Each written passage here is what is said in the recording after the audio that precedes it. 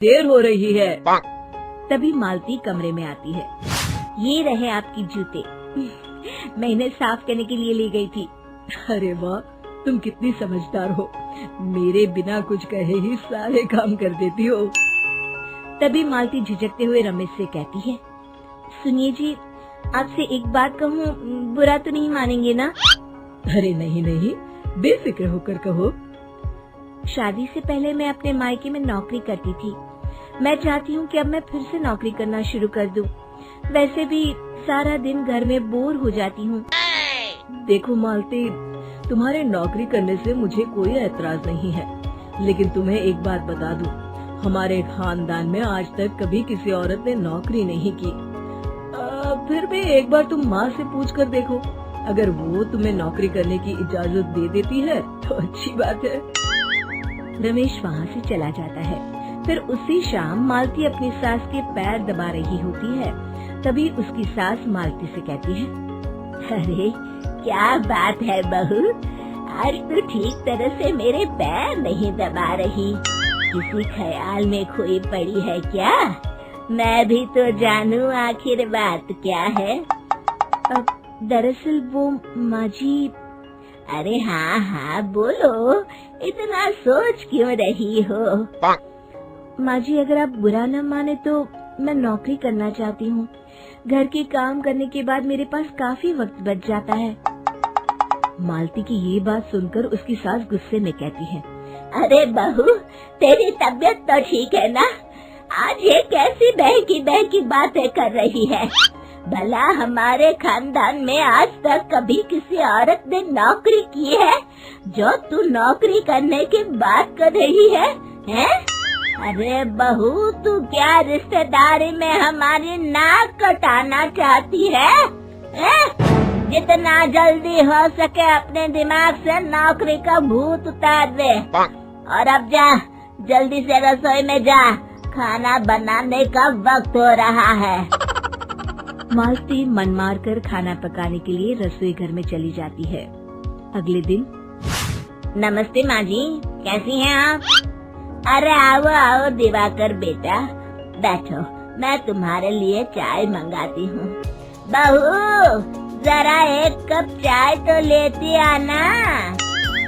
फिर दिवाकर एक फाइल खोलकर मालती की सास के सामने रख देता है। ये देखिए माँ जी, ये है पिछले महीने का हिसाब और ये रहे मुनाफे के रुपए। एक बार हिसाब देख लीजिए और इन कागजों पर अपने दस्तखत कर दीजिए। अरे दिवाकर बेटा, मैंने भला आज तक कभी तेरा हिसाब देखा है जो अब देखूंगी? ला बता, कहाँ दस्तखत करूं? तभी मालती चाय लेकर वहाँ आ जाती है और अपनी सास को बिना कागजातों को पढ़े इस तरह लापरवाही से दस्तखत करते हुए देखकर हैरान रह जाती है। अच्छा माँ जी, अब मैं चलता हूँ, फैक्ट्री में बहुत काम है। फिर दिवाकर वहाँ से चला जाता है। कुछ दिनों बाद मालती बाजार में कुछ सामान खरीद रही होती है। तभी एक बूढ़ा आदमी उसे आवाज देता है, अरे मालती बेटी, कैसी हो? मुझे पहचाना? मैं तुम्हारी कंपनी में मुनीम का काम करता हूँ। हाँ चाचा जी, मैं आपको बिल्कुल पहचानती हूँ। कहिए, कैसे हैं आप? मैं तो ठीक हूँ, कंपनी में कुछ भी ठीक नहीं चल रहा, यहाँ तक कि हमें ठीक वक्त पर तनख्वाह भी नहीं मिलती। ये आप क्या कह रहे हैं? अब क्या बताऊँ, आप लोग तो कभी हिसाब किताब देखने दफ्तर आते नहीं। मेरी मानो तो एक बार आप लोग दफ्तर आकर सारा हिसाब किताब देख लो, आपको असलियत पता चल जाएगी। अच्छा बेटी, अब मैं चलता हूँ, देर हो रही है। फिर वो बूढ़ा वहाँ से चला जाता है। वहीं दूसरी तरफ मालती घर पहुँचकर अपनी सास को सारी बात बताती है। तभी वहाँ रमेश भी आ जाता है, लेकिन मालती की सास मालती की किसी भी बात पर विश्वास नहीं करती। तभी रमेश कहता है, अरे माँ, बिना आग के कभी धुआं नहीं उठता। जब मालती इतना कह रही है तो हमें एक बार दफ्तर चलकर देख लेना चाहिए। वैसे भी हम लोग काफी दिन से अपने दफ्तर नहीं गए हैं। इस तरह किसी एक आदमी के भरोसे काम छोड़ना मुझे भी ठीक नहीं लगता। अगले दिन वे सभी अपने दफ्तर पहुंचते हैं और सीधे दिवाकर के कैबिन में जाते हैं। अचानक सबको एक साथ देखकर दिवाकर चौंक जाता है। अरे माँ जी, आप सब लोग अचानक यहाँ कैसे आ गए? अगर कुछ काम था तो मुझे एक फोन कर दिया होता, मैं आपके घर आ जाता। तभी मालती की सास कहती है, अरे दिवाकर बेटा, आज मैं हिसाब देखने दफ्तर आई हूँ, जरा मुझे पिछले 6 महीनों का हिसाब दिखाना तो बेटा।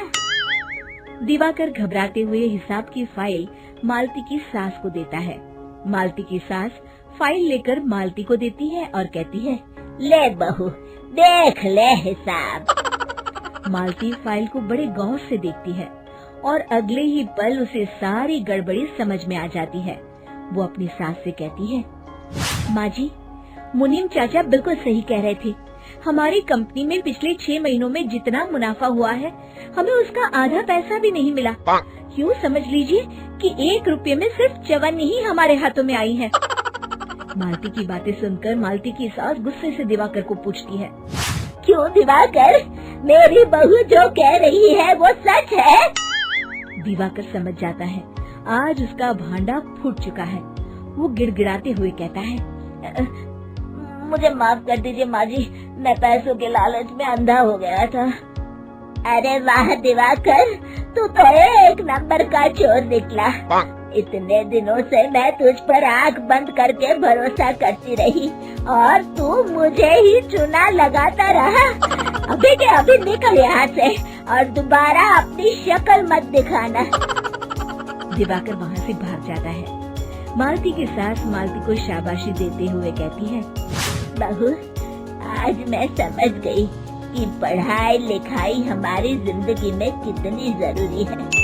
मैं बहुत किस्मत वाली हूँ जो मुझे तुझ जैसी बहू मिली है।